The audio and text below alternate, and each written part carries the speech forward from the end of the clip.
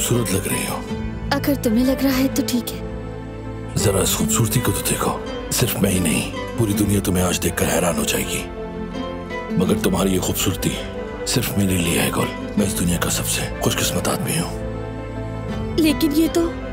हाँ बिल्कुल, ये वही हार है जो तुमने पहनने से मना कर दिया था। अब तुम्हें किसी से डरने की जरूरत नहीं है गुल। तुम ये फख्र से कह सकती हो कि ये हार तुम्हें तुम्हारे शौहर ने दिया है, क्योंकि अब से तुम गुल का रबे हो। चाहे जमीन आसमान एक क्यों ना हो जाए, याद रखो जब तक मैं जिंदा हूँ मैं इसकी कभी इजाजत नहीं दूंगी। तुम कभी इस घर की बहू नहीं बनोगी।